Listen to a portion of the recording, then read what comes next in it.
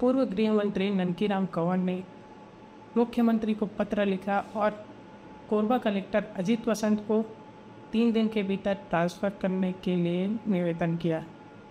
हमारे साथ पूर्व गृह मंत्री ननकीराम कंवर जी हैं और उससे बातचीत करेंगे और जानेंगे किस तरह आपने मुख्यमंत्री को पत्र लिखा है अजीत वसंत को यहाँ से हटाने के लिए कहा है, क्या है पर क्या है वो ये कलेक्टर जब से आया है तब से एक तो हमारे लोगों के पीछे क्यों पड़ा हुआ है मैं नहीं समझता।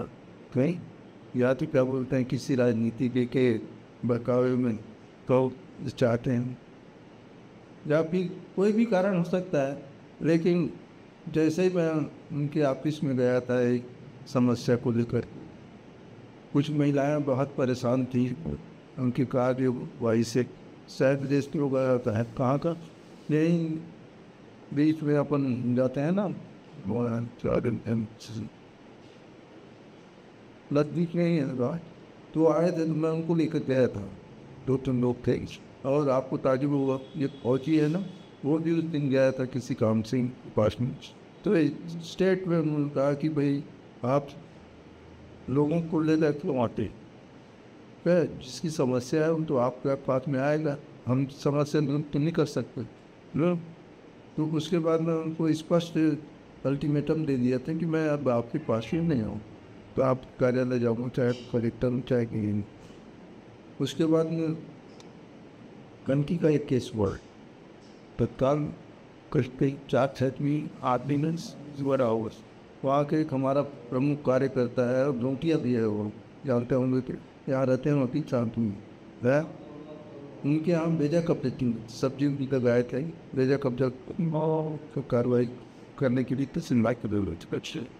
मैं तहसीलदार को बोला मैं बेजा कब्जा पटवाई तय नहीं किया है, पहले तो नौटिया आदमी है, इतनी ज़मीन है, बेजा कब्जा को करेगा। देख लीजिए यानी किस तरह से किसको परेशान करने के लिए कार्रवाई करता था। 10 की कम से कम कई केसेस होने वाले में। कलेक्टर आपने पत्र में ये भी कहा हिटलर प्रशासक चल रहा है आजकल, किस तरह से हिटलर प्रशासक चल रहा है यहाँ पर, किस तरह से छोड़ दिए? नहीं ये बताइए, जब मैं यहाँ का तुमसे वहीं से मंत्री रहा हूँ, मध्य प्रदेश को भी मंत्री था और केंद्रीय मंत्री भी रहा, गृह विभाग जैसे मैं आपको तारीफ होगा, मैं तो कांग्रेसियों को भी बोला था विधानसभा में, एक पिछला जाओ सभा में मैं कहा आप जब मैं खड़ा होता हूँ कम से कम टोपा टाकी मत कर, और जो मैं काम किया हूँ वो अगर आपको कोई भी मंत्री किया होगा तो नाम बता दो, मैं उनका चरण सुन जाऊँ। नाम क्यों पूछ रहा था तो कोई तो किया होगा भाई। गृह मंत्री में 5 साल में लगातार अपराध में कमी होते होते कमी हुआ। एग्रीकल्चर में सकल घरेलू उत्पाद 27%, एग्रीकल्चर वहीं मध्य प्रदेश में। तुम कौन मंत्री किया बता दे भाई। कलेक्टर को आपने भ्रष्टाचार के आरोप भी लगाया है, कई बिंदुओं उस पत्र में लिखा है, किस तरह का भ्रष्टाचार था? देखिए सबसे पहली चीज़ तो है कि खनिज न्यास के जो पैसा आता है सस केंद्र से मिलता है, वो खनिज न्यास को चुकी कर रहा है। आपको बताऊँ अपनी पत्नी को डॉक्टर लगाया, उसकी जगह भी लगता तो मैं शायद नाम से आरोप नहीं लगाता।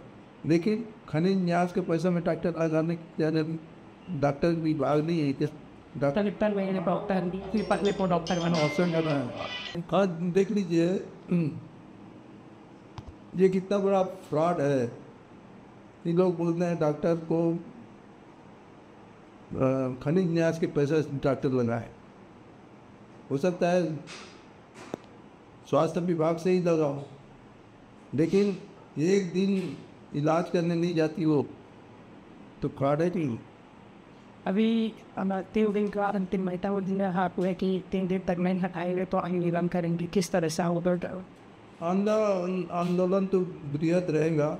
आपको ताजुब मालूम है कि नहीं है, ये जो रोरोमैक्स चला था ना उसमें इतना रिपोर्ट किया है वहाँ केंद्र में, जिसके यहाँ अभी रिपोर्ट गया है वो भी फोर्जरी है, गलत है, गलत रिपोर्ट किया है, उसमें भी शिकायत हुआ है ये फोर्जरी रिपोर्ट किया हमने।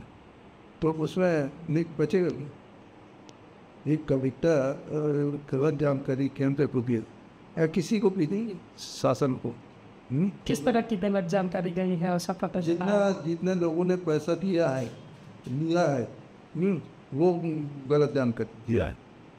मतलब ज़्यादा लोगों ने पैसा लिया है, मतलब किसी से लिया है, हाँ, तो वही है ना, वो क्या बोलते हैं उन जानकारी का। तो ये थे पूर्व गृह मंत्री नंदकीराम कंवर जी, और इन्होंने मुख्यमंत्री को पत्र लिखा और 3 दिन में कलेक्टर को हटाने की बात कही है। देखना होगा कि इन 3 दिनों में किस तरह की कार्रवाई होती है, या फिर पूर्व गृह मंत्री जो नंदकीराम कंवर है वो आंदोलनरत होते। हरीश सम, विस्तार न्यूज़, पूर्व।